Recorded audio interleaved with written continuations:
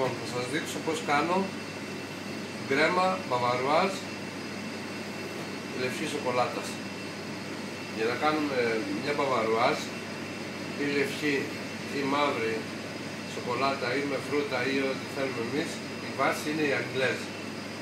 Στη συγκεκριμένη περίπτωση έχω 500 γραμμάρια πρόβιο γάλα, 100 γραμμάρια κρέμα, 6 κρόκους αυγού,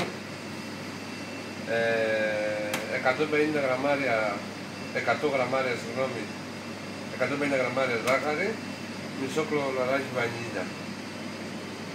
Αυτή εδώ πέρα είναι η Αγγλέζ. Η διαδικασία γίνεται όπως όλες τις κρέμες. Θα βάλω το γάλα και την κρέμα να ζεσταθεί. Θα χτυπήσω μετά τη ζάχαρη με τους κρόκους.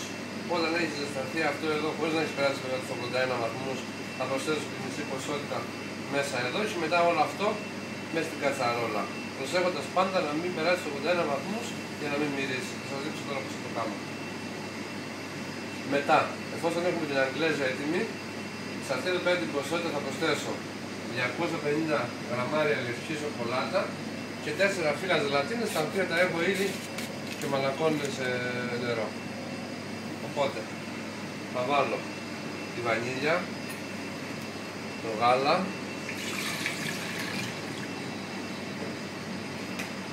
και την κρέμα,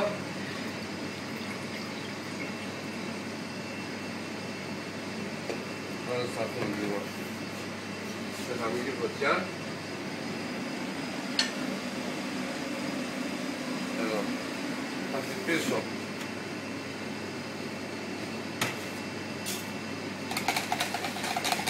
τους κρόκους με τη ζάχαρη.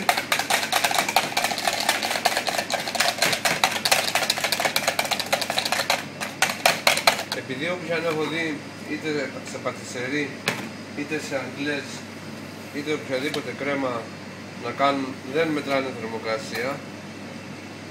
Εγώ θεωρώ ότι είναι πολύ σημαντικό να μετράσει τη θερμοκρασία στη ζαχαροπλαστική, διότι αν υπερβείς στους 84-85 βαθμούς το αυγό θα μυρίσει, οπότε υπάρχει πρόβλημα. Είναι πολύ σημαντικό να μετράμε τη θερμοκρασία. Όσο έμπειρο κι αν είναι ένα μάτι, δεν είναι θερμόμετρο.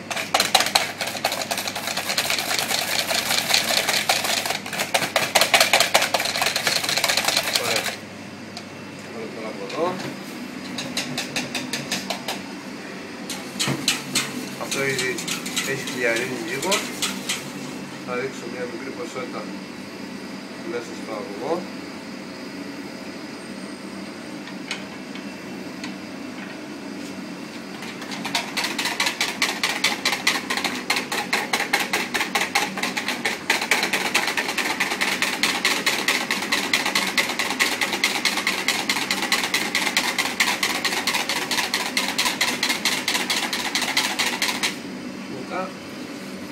Όλο μέσα. Βάλω το θερμόμετρο.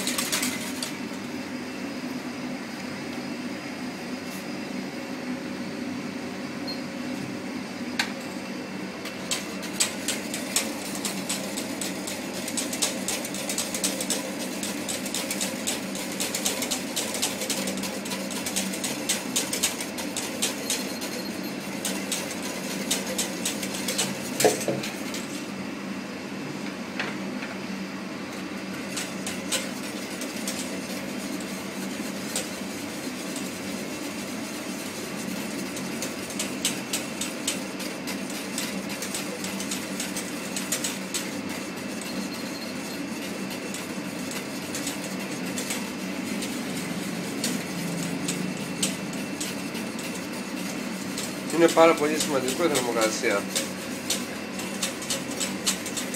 Εγώ δεν μπορώ το γλυκό να μυρίζει αυγό.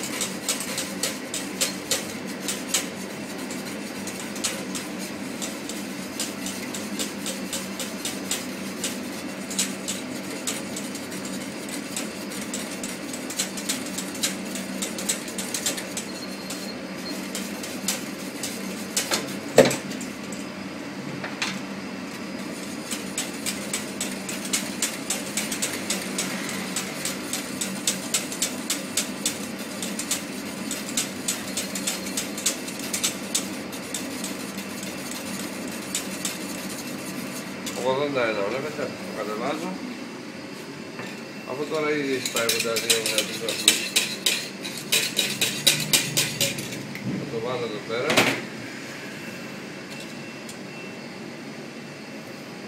Θα αλλάξω αμέσως συσκεύαση.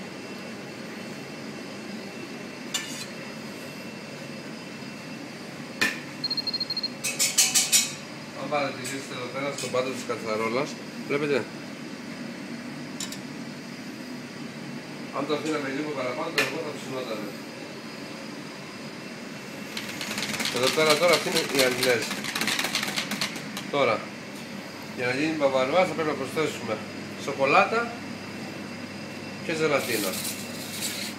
Σοκολάτα θα προσθέσω γιατί θα κάνω μπαβαρουάζ λευκή σοκολάτα. Τώρα αν θέλουμε να βάλουμε μαύρη σοκολάτα θα βάλουμε μαύρη ή φρούτα, οτιδήποτε θέλουμε. Θα σας δείξω ένα επόμενο βίντεο πώς θα γίνει. Μπορούμε αυτό εδώ πέρα να το έχουμε σαν βάση έτοιμη στο ψυγείο, χωρίς να μπουν οι ζελατίνες και η σοκολάτα. Αν το έχουμε έτοιμο σαν βάση θα πρέπει όταν τη χρειαστούμε να τη βάλουμε να χλιαρίνει ξανά λίγο στην κατσαρόλα, να προσθέσουμε τη σοκολάτα και τη ζελατίνη για να μπορέσουμε να την κάνουμε μπαβαρουάζ. Εγώ τότε θα την παγώσω γιατί θα πούμε κατευθείαν στη διαδικασία. Έχω ήδη μαλακώσει τις ζελατίνες. Πάρε μου ένα ίχνος και θα το βάλω εδώ τώρα.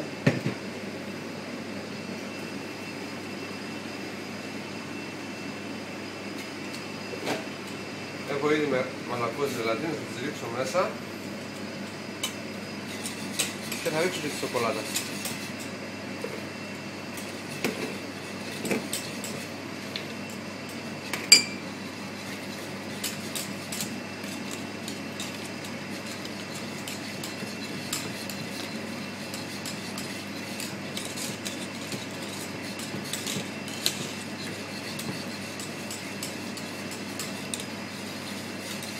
Θα το βάλουμε στο ψυγείο να παγώσει και θα την αφρατέψουμε. Η ποσότητα τώρα της κρέμας που θα την αφρατέψουμε είναι ανάλογα με τα γούστα σας. Εγώ προτείνω για αυτή εδώ την ποσότητα γύρω στα 200 με 250 γραμμάρια κρέμα.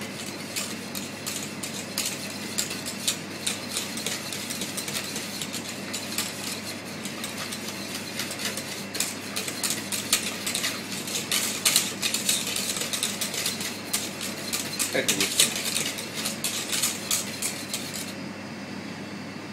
Αυτή τώρα με το που θα παγώσει θα σφίξει και θα φεύγει αφράτεμα. Αυτό είναι. Λοιπόν, εδώ πέρα έχω βάλει 200 γραμμάρια κρέμα, την έχω ψηφίσει. Είναι πολύ σημαντικό να μην την κάνουμε σαν λίγη, θα είναι έτσι σαν αφρός.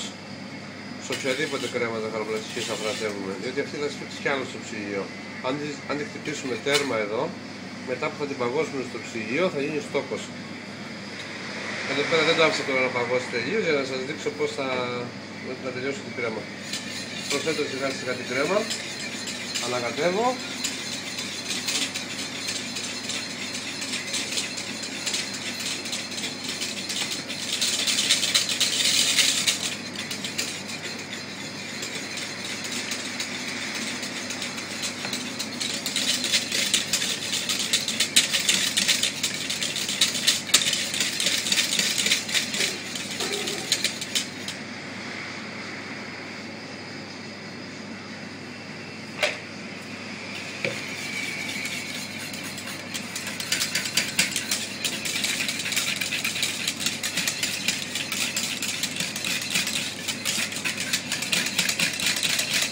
Και η μπαβαρουάζ είναι έτοιμη.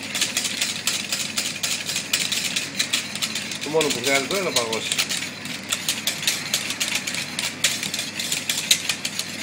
Αν ήταν λίγο πιο παγωμένη η κρέμα, πριν το αφράτεμα δηλαδή, θα ήταν λίγο πιο σφιχτή τώρα. Αλλά και τώρα έτσι όπως είναι δεν πειράζει, θα παγώσει το ψυγείο.